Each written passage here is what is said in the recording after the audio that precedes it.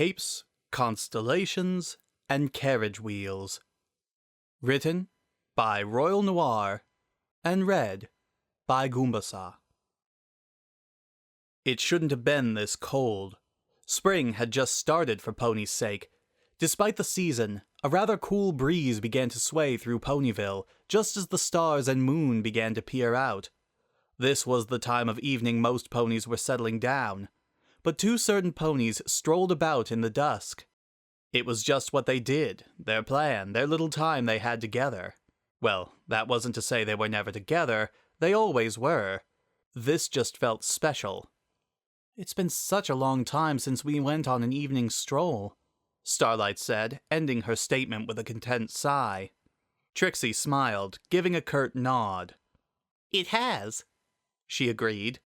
The moonglow was soft, just beginning to fully burst across the velvet navy sky. Both ponies strolled in the gentle lighting, trying to be discreet for no reason, as they brushed against each other and occasionally held hooves or intertwined tails. Their walk was aimless, with no certain path or point to reach, yet in a town so small it wasn't exactly hard to reach the edge of town. There they stood, just enjoying the togetherness, the simplistic serendipity of the moment. Rather, one of them was doing so, the other not so much. Yet they were playing the part rather well. After all, it was what she did for a living. Trixie caught the soft spring breeze, but she noticed her mare friend shiver a little. Once they reached the top of the hill they had been walking up, she beckoned Starlight to sit down with her. Not even a moment passed, they weren't even given a second to marvel at the beauty of a gentle spring evening, before Trixie spoke up. "You are going to take my cape, Starlight," she pressed, shedding the magician getup she had left on after the show. Starlight frowned. "Trixie, keep it on," she urged. "I'm not cold." She let out a light oof of protest when the satin cape was draped about her shoulders. "Fine." However, as a contrast to her mock frustration, she smiled and nuzzled her mare friend. Trixie tried not to let her smile shake at the affection. Instead of focusing on the very lovely mare beside her, she turned her attention to the stars. "Orion is looking awfully bright tonight." She mentally winced at how loud, how sudden her words were. It didn't seem to faze Starlight. She nodded. "So is Pisces," she murmured. "As is Leo," Trixie blurted out. "Oops." Starlight squinted. "I don't see it anywhere," she piped up. "It's near the horizon," Trixie said, waving a hoof. "Hard to see, honestly. Princess Luna must still be busy with the stars or something." A soft, "huh," escaped Starlight as she managed a small nod. "It'll probably show up soon," she mused. Trixie hummed, gently nuzzling the other mare, who easily returned the affection. Starlight sighed, sneaking in a little closer for them to hold hooves. They both smiled, so close and so innocently intimate. "This is nice," Starlight murmured. Yes, it is." Trixie wanted to smash her face into the nearest tree at this rate. Her face was feeling warm. Oh, of course she had to be blushing. As if this whole thing wasn't already awkward enough. Like she wasn't who she was. Gah. Sometimes Trixie wanted to kick herself. But not tonight. Not now. Not when she had the most extravagant, most beautiful and kindest mare beside her. Oh no. She'd just lament her awkwardness later. "Hey." Starlight's soft voice caused Trixie to nearly jump, and she gave a shaky smile. "Are you all right?" Starlight mused. "If you're tired, we can go back home." "On the contrary, Trixie is not tired." She really had to quit that third-person thing. It was unbecoming and tacky outside of her shows. Really, it was a tic these days. "But..." Trixie paused, biting her lower lip. "I would like to ask you something, Starlight." There was a pause before Starlight rolled her eyes. "For the last time, we are not asking Twilight to put a stained glass window of us in her castle." "What? No!" Trixie scoffed. Darn it, she was going to try that again in a few weeks. But on to the actual matter at hoof. "I've given up on that one. I have something else to say. Something rather serious, if I do say so myself." She had that smile on, the one she swore was confidence, and Starlight raised her eyebrow. I'm listening. Oh, okay. Back up, Lulamoon, you are not a coward. Trixie smiled, clutching Starlight's hoof, never feeling more confident than she ever had felt before. Or perhaps false confidence felt real enough to write off as legitimate. It certainly seemed that way, anyway. Starlight Glimmer, you mean very much to Trixie. Starlight blushed. You mean a lot to me too, Trix... She was silenced by her mare friend's hoof on her mouth. Shush, Trixie declared. I mean, thank you for that, but please, just let me have this. She took Starlight's other hoof, holding them both and placing a kiss on top of them. Sweet, gentle, but not forward. The egotistical part of Trixie thought that was exactly everything she was. Well, it was who she aspired to be. Close enough, she figured. Wait, how did her speech go again? All those hours saying it in front of the mirror wasted. She bit back a scowl and feigned a bold smile. Improv was one of her best talents anyway. Starlight Glimmer, you are my dearest friend, my sun, my moon, and stars when they refuse to shine, and overall... Trixie wasn't stammering, was she? Of course not. She was Trixie, after all. She would never... She cleared her throat. I believe you are the best pony I have ever met in all of my travels. So, I would be honored if you let me take your hoof in marriage. There was a pause before Starlight smiled and gently pecked Trixie on the lips.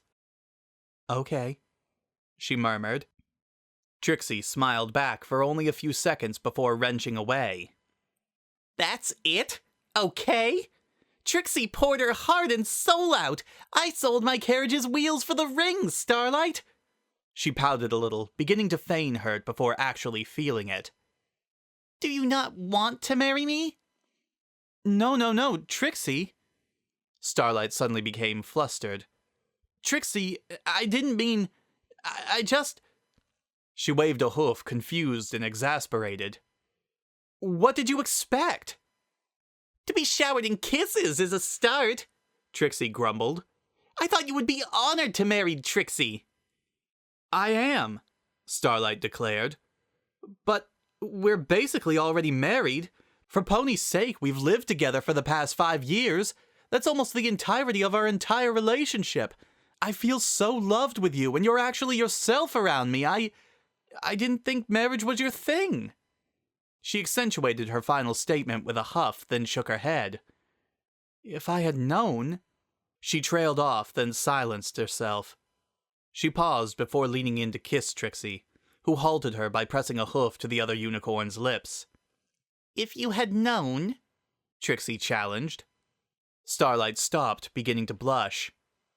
Well, she sighed. I probably would have proposed a while ago. Trixie's eyes went wide.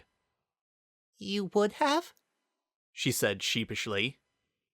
Yes, you dork, Starlight whispered, continuing to push forward, leaning in until they were practically embracing. I love you. A slight squeak of surprise escaped Trixie, just like every other time that sentiment was directed towards her. I love you too, she stammered out, ego be damned. But I suppose you already knew that. Starlight nodded. Yes, I did, she mused. In fact, she trilled the words, ending them with a soft laugh. Trixie furrowed her brow, glancing at her mare friend quizzically. What? Beatrix Lulamoon. Ahem! Starlight smirked. You are the most stubborn, loudest, goofiest, and kindest pony I have ever met, she said. And I love you for it. I love it when you glare at me when I'm right, just like you're doing now. And I love it when you're laughing because you snort, and it's adorable. Her grin melted as Trixie began to blush a very, very vibrant shade of crimson. And I especially love it when you're eating ice cream at 2 a.m, or you beg for us to get a pet, and when you randomly quote Shakespeare's Pony, along with every other silly quirk you've got. Her voice went soft. They both had tears of joy in their eyes. Their hooves were shaking as they held them, but it was fine. It was more than fine, actually. It was beautiful and wonderful. And, of course, Starlight coughed out a laugh. I first loved you when you understood me. The statement was said in unison. It was what caused them to break into a fit of giggles, both of them clumsily leaning in to kiss. Their lips smashed, horns briefly clicked against each other, and soon enough they found themselves falling back onto the grass. Trixie's laugh was not unlike what Starlight had described. Loud, full of snorting and giggles, and awkwardly adorable. She fumbled, reaching for her hat and tipping it over carelessly. A small black box fell into Starlight's lap, and she continued to laugh, smiling like the love-struck fool she was. Continuing to be dazed and confused in the best way possible, Trixie was a bit clumsy with opening the box before she slid the silver ring onto Starlight's horn. They slowly tangled themselves back together, Trixie's chin lying just above Starlight's horn as they lay in the grass, moonbeams being their spotlight on this sweet, unforgettable evening. Did you really sell the wheels on your carriage? Yes, Trixie is going to be on hiatus to be with her new wife. Starlight flushed at the statement. I'll get you some new ones as a honeymoon present, she murmured. Trixie opened her mouth to protest, but then rolled her eyes. It's appreciated, she mumbled. Oh, and you should be grateful I didn't break out the fireworks. The what?